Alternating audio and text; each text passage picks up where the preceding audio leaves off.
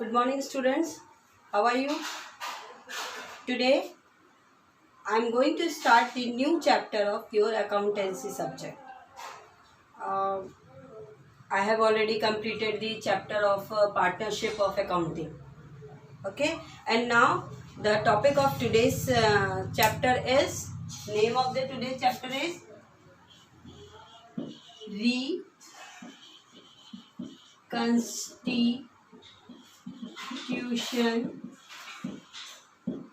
reconstitution of partnership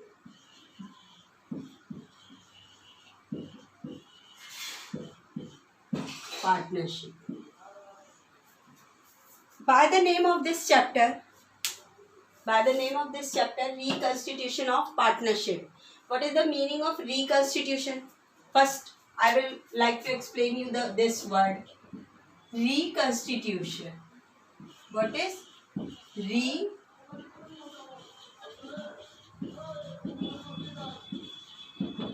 reconstitution?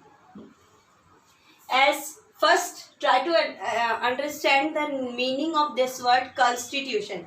What is the meaning of constitution? Constitution, only constitute word को अगर हम देखते हैं तो सिर्फ कंस्टिट्यूट यानी किसी चीज का बनना, तो जब पार्टनरशिप बिजनेस बनती है तो कंस्टिट्यूट होता है, और रिकंस्टिट्यूट होना यानी जब कंस्टिट्यूट हुआ पार्टनरशिप बिजनेस तो उसका क्या मतलब हुआ कि सबसे पहले एक डीड तैयार होती है। जब भी पार्टनरशिप बिजनेस बनता है तो एक डीड तैयार होता है। What is the meaning of deed? That is agreement.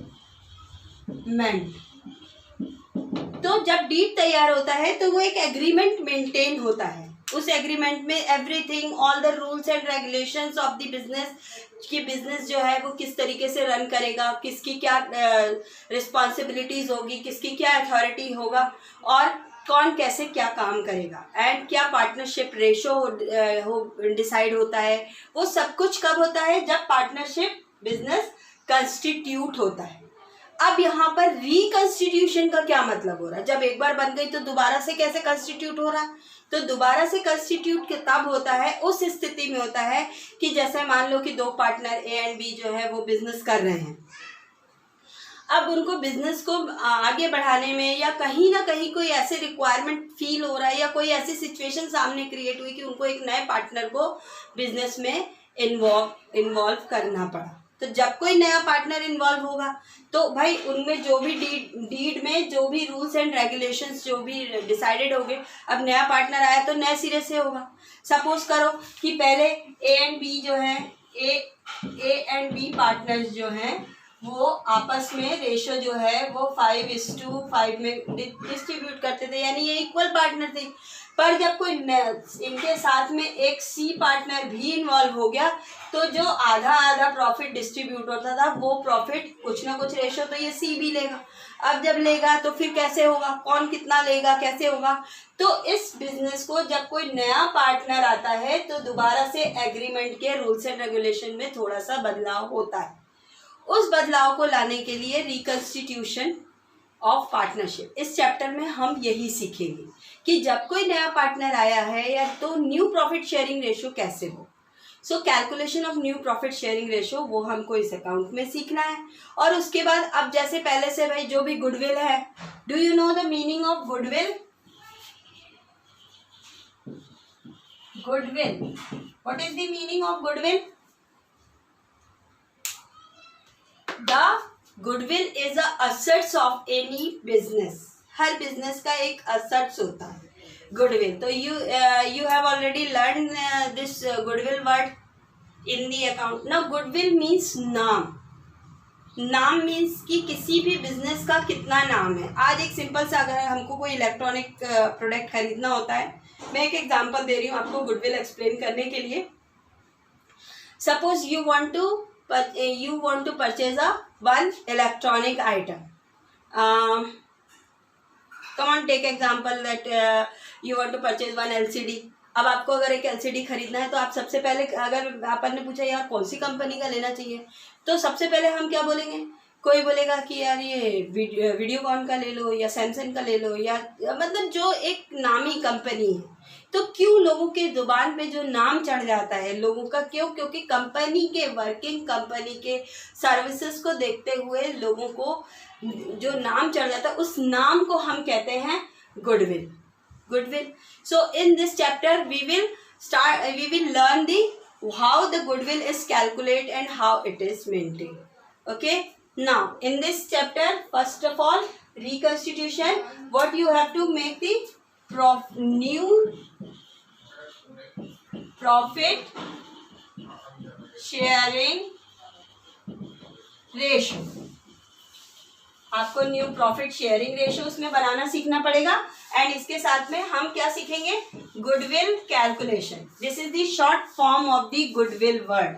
तो गुडविल को हम जैसे अकाउंट में हम A/C करके लिखते हैं, इसी तरीके से गुडविल के वर्ड को हम G/W करके लिख सकते हैं, goodwill. So goodwill, calculation of goodwill, तो we will learn in this in this chapter. So how the new profit sharing ratio and ratio. So in this in the last lecture I have already explained you about the partnership accounting. In this chapter reconstitution of partners, सबसे पहले हम new profit, इसमें क्या क्या सीखने को मिलेगा हमें इस चैप्टर में?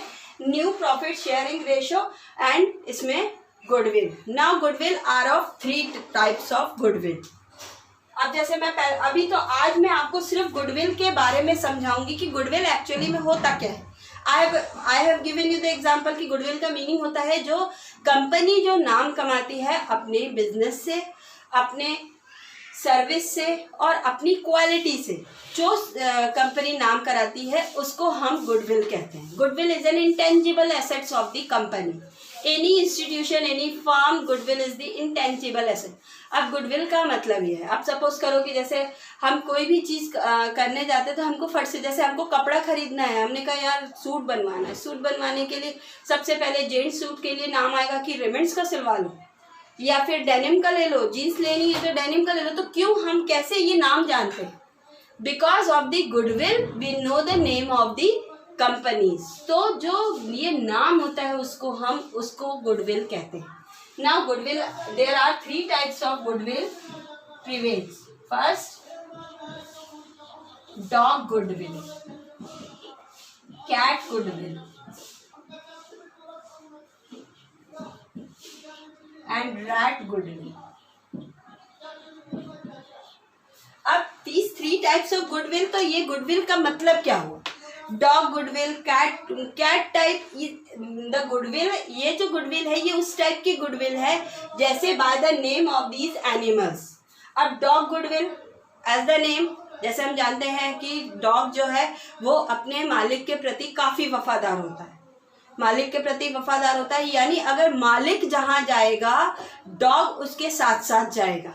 तो this is the dog goodwill. It means कि ऐसा नहीं होगा, प्लेस इज नॉट मैटर। मान लीजिए कि किसी कंपनी में, या मान लीजिए कि आज अगर मान लीजिए कि सैमसंग का कोई शॉप जो है वो डीबी मॉल में खुला हुआ है, अब डीबी मॉल से वो शॉप बंद होके कहीं चली जाए तो यानी उसके कस्टमर, ऐसा नहीं होगा कि जाके यहाँ पे हमारे कस्टमर, हमारी कंपनी का शॉप था तो हम यहीं से लेंगे, तो ऐसा नहीं होगा जी। जहाँ जहाँ वो कंपनी जाएगी वो कंपनी के कस्टमर उसके साथ साथ जाएंगे bye the name of the dog goodwill. As the nature of the dog, the goodwill is also prevail with the owner or the owner of the company. यानी ओनर जहाँ जाएगा गुडविल उसके साथ जाएगी, प्लेस उसका मैटर नहीं होगा। Now cat, the behavior of cat, कि बिल्ली का nature, as the nature of the cat, the cat is always prevail with the place. वो सिर्फ जगह के साथ रहती है, मालिक कहीं भी चला जाए अगर उस जगह पे रहेगी तो वो वहीं से सामान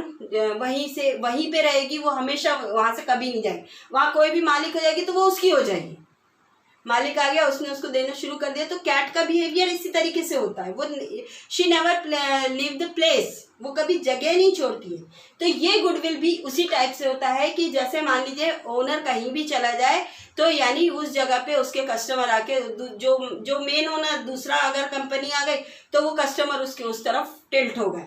तो यानी cat goodwill is like that. And rat goodwill by the name of the, as the name of the rat, the behavior of the rat is to run with by the little sound. कोई छोटा सा भी अगर sound होता है तो rat जो है वो दौड़ जाता है, भाग जाता है. इसी तरीके से इस टाइप का ये गुडविल भी इसी तरीके का होता है कि अगर जैसे ही मार्केट में कोई दूसरी कंपनी आई, जैसे for example I am going to giving the example of the mobile company. अभी से कुछ समय पहले तक एक एयरटेल, BSNL और आइडिया ये खूब अच्छे से बिजनेस कर रहे थे, रन कर रहे थे. लेकिन जैसे ही रिलायंस ने एक लॉन्च किया जियो, सारे कस्टमर उसकी तरफ भाग गए. यानी ये गुडविल, यानी उस समय जो गुडविल थी वो रैट गुडविल जो है वो रैट गुडविल की तरह रही कंपनीज की. कुछ कस्टमर तो उसके साथ ही रहे जिनका उनका गुडविल जो है वो जो डॉग गुडविल के बिहेवियर के था तो वो उनके साथ ही रहे. बट सम कस्टमर्स और many more customer till toward the Jio company. तो what about that customers? At that time the goodwill became the behaviour with the rat goodwill.